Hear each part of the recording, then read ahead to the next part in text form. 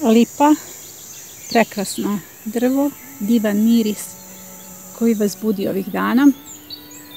Kako možete lipu da upotrebite u biouzgoju, kako možete da iskoristite za pripremu preparata koji će itekako da pomogne vašim biljkama, objasnit ću vam u ovoj epizodi. Pokazat ću vam primjer recimo ove biljke. U pitanju je kelj koji je, kao što vidite, itekako napadnut stenicama. Ja se stalno borim. Neće on biti ugrožen vitalno zato što on već ima čvrst koren i već se glaviči, ali itekako mu je potrebna pomoć.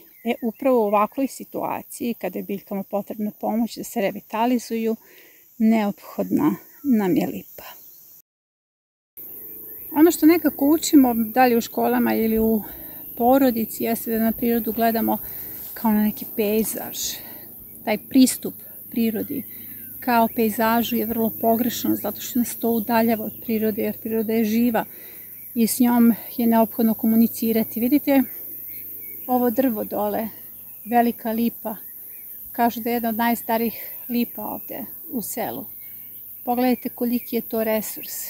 A lipa i inače sve biljke oko nas jesu pre svega resursi, jer priroda je dala lek za svaku biljku i za svaku boljku. I najveći problem što nam je mnogo lakše da odemo u apoteku i da kupimo neki preparat, jer nam je lakše da apliciramo nego naravno da sve to pripremamo, da se potrudimo, da iskoristimo resurse oko sebe. I ja sam zapravo srećna što ima toliko pitanja na YouTube kanalu, generalno na čitavoj platformi. Znate, platformu Trag biljke, to je prva regionalna online baštinska zajednica, čine fantastični ljudi koji se trude svaki dan da pomeraju granice, koji se svaki dan trude da biološkim metodama proizvedu hranu, a to nekada i nije baš jednostavno.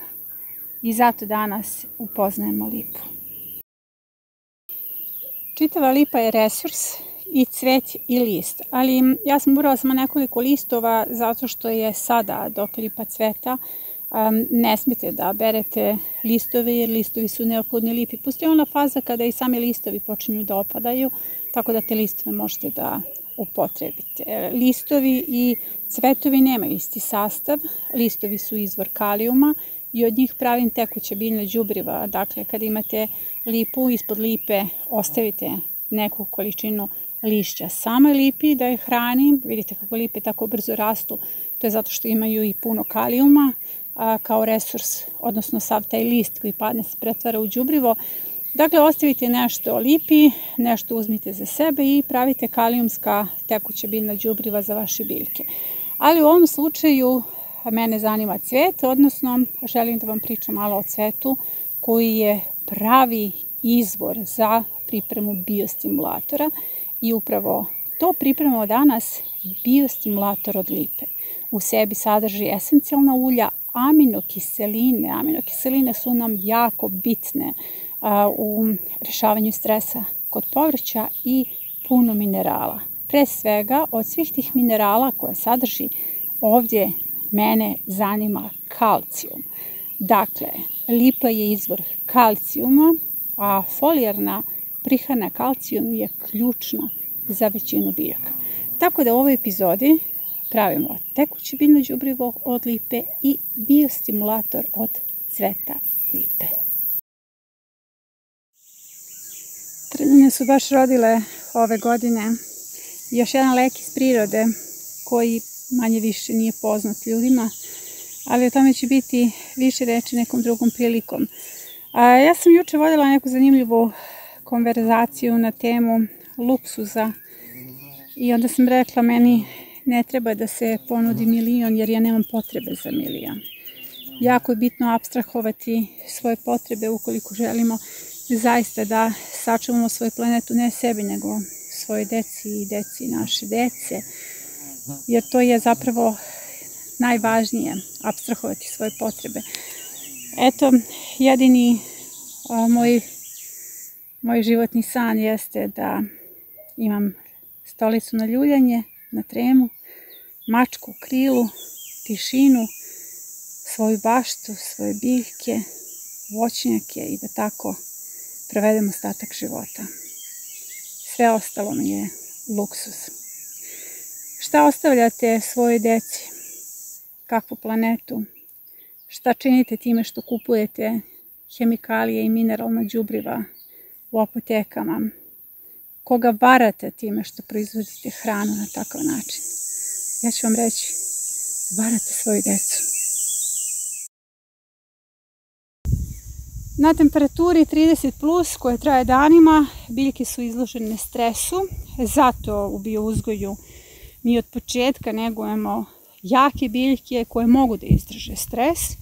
Takve temperature su upravo najavljene danima za moje podneblje i ja pripremam svoje biljke pojačanom ishranom i time što ih folijarno tretiram biostimulatorima. Upravo o jednom biostimulatoru je reč danas, jer nije lipa samo resurse za pripremu biostimulatora, već je ona i folijarna aplikacija kalcijuma.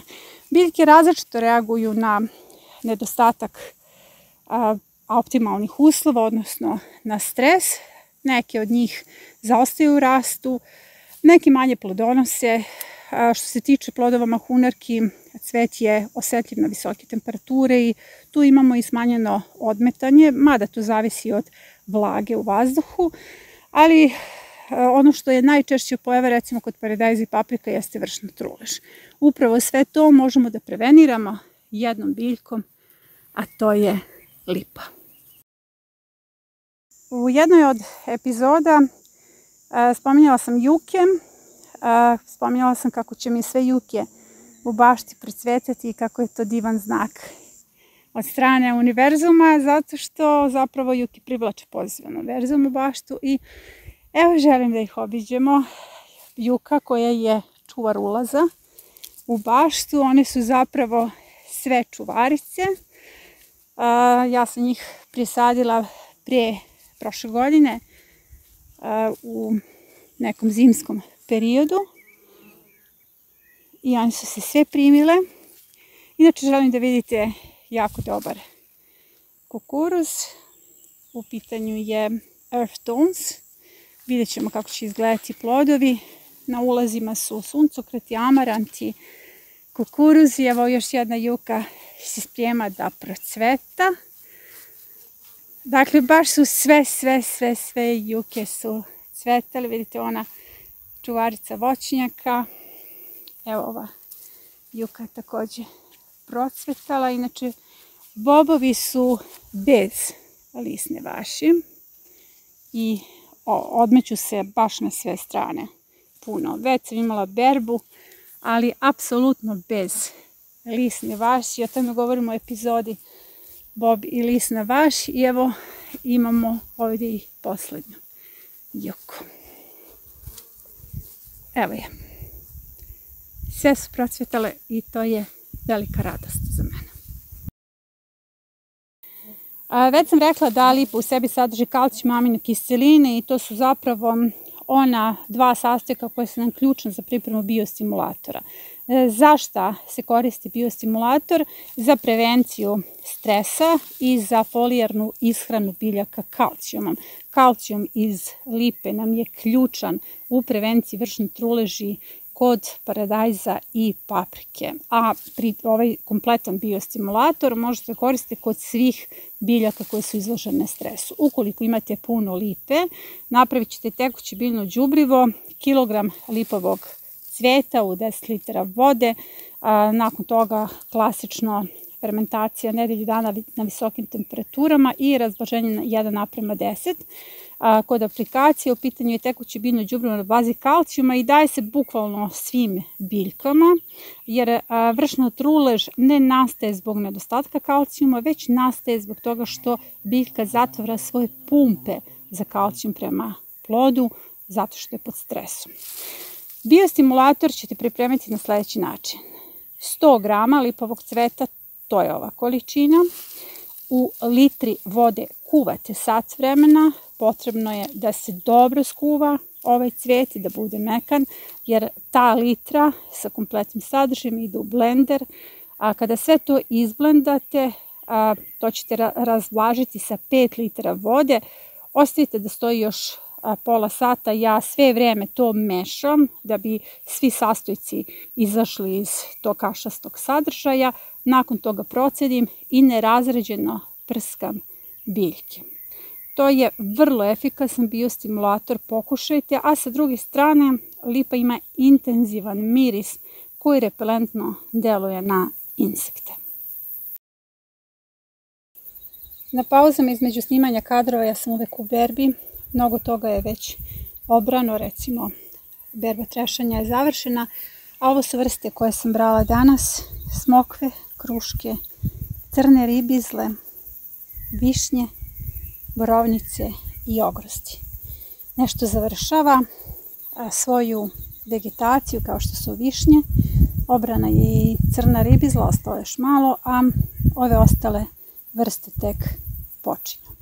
Proizvodnja vlastite hrane je najradikalniji čin otpora koji hoće i može da promeni efekat velikih korporacija na vaš život i to je jedino pravo za koje se morate boriti.